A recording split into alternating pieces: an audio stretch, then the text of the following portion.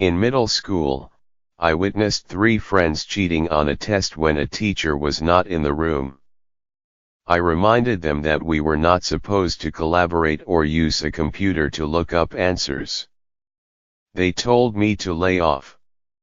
I was tempted to report them because I value being honest and because we were graded on a curve. But I was also hesitant because they were all admitted into prestigious high schools, and I was afraid that my middle school would have to report the cheating to those high schools. I was also afraid that they would know I was the one who reported them and that there might be consequences for our friendship. There is no official honor code at my school, so I did not promise to report cheaters. Should I have reported them? Name withheld. According to various experts, cheating has gotten worse in recent decades in part because of increased pressure for good grades and scores among college-bound students and less stigmatized than it used to be. What you've described fits that pattern. If you're out of step with your friends, it's because you're clear that cheating is wrong. Stick with that thought. Being honest is a good thing in itself. Your friends may think you're a sucker. They're wrong. And there are pragmatic considerations in favor of honesty too. Dishonesty is hard to conceal in the long run, and in nearly every sphere of life, having a reputation for dishonesty is a curse. In most circumstances, as a pragmatic matter, honesty really is the best policy. But an honest person won't be honest for this reason. I'm sure that's true of you. It's an ideal you value, not simply a calculation you make. As you also understand, people who cheat exploit the good faith of those who don't, because cheating lets them represent themselves as better than they are, relative to non-cheaters. You mentioned that you're being graded on a curve.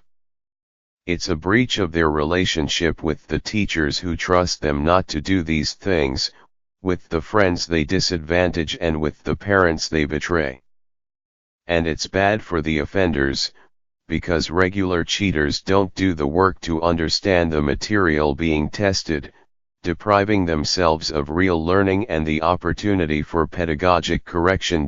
People who cheat like this in middle school and who scoff at criticism of it are presumably going to go on cheating. And they may well get away with it. While certain forms of plagiarism are easier to detect than before, there are various online programs for this purpose. It appears that the rate of cheating is much higher than the rate of its detection. If your friends were exposed and learned that cheating is a serious matter, they might benefit in the long run. Certainly their peers, by learning from their example, could benefit. Should you have blown the whistle, then? Maybe not. As you suggest, losing a place at a prestigious high school can be a big deal in our society, where educational opportunity is unfairly distributed. Adding to the current unfairness by cheating isn't exactly helpful, of course, but that wouldn't have occurred to your friends as they nursed their outrage at your tattling.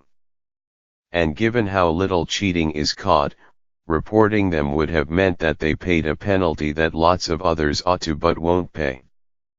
Because many people in your generation don't take cheating very seriously, your friends would most likely have ended up focusing on the unfairness of being singled out, not on their wrongdoing. The intervention you were considering was likely, therefore, to be very costly to you. Whistleblowers often suffer, sometimes more than those whose offenses they report. And the burden of dealing with cheating in your school shouldn't fall on you. I'm glad, as a result, that your school doesn't expect you to report cheating. So-called honor codes mostly end up being ignored, thus increasing the general level of dishonesty rather than lowering it, while occasionally harming the honorable. So I would not have recommended reporting these friends. Even if they did something wrong, Your friendship, along with the probable costs to you, weighed against reporting them. Some people, I realize, think that self-directed considerations don't belong in the moral calculus. You can assess the consequence of your actions on others and on the world, in their view, but you're not supposed to take your own concerns into account. They identify morality with the triumph over self-interest. This austerely demanding view is tempting but misguided. Morality should not be turned into something like the good china, which you take down from the high shelf only for special occasions. Ethics, in its classical sense, was about being a good person and living a good life. The first thing being part of the second. It was meant for everyday use. The point is that you're a participant in the situation you describe, your own prospects have to be considered, too. And suppose that by turning in these cheaters, you became a pariah, would you have helped or hurt the social norm of honesty? Still, there may be things you can do. You might write to the head of your school board and say that cheating is happening and not being detected. Consult your parents first, of course. In an ideal world, students could be trusted to refrain from cheating because, like you, they value honesty.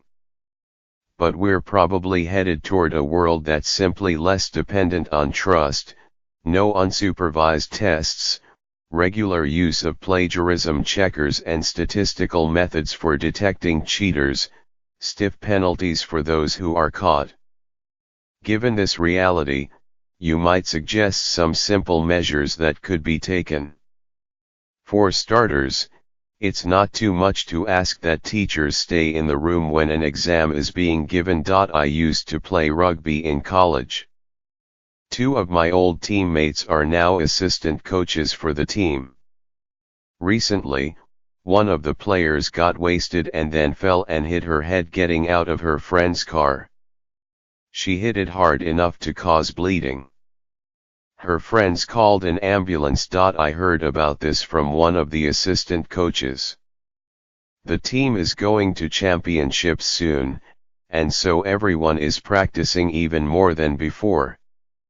I told my friend, one of the assistant coaches, that she should have the woman take the concussion test again, even though the injury wasn't rugby related. My best friend blew it off. I also texted the head coach, who also brushed it off. I find this deeply troubling, because it involves head trauma.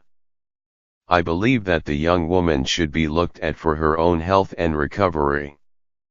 It's the safest bet in my view. Because I am no longer part of the team, do I have a right to speak up? If so, what should the next steps be? Name withheld. You've been told that this young woman hit her head and went in an ambulance to the hospital. Given the nature of the accident, she was presumably checked for a concussion.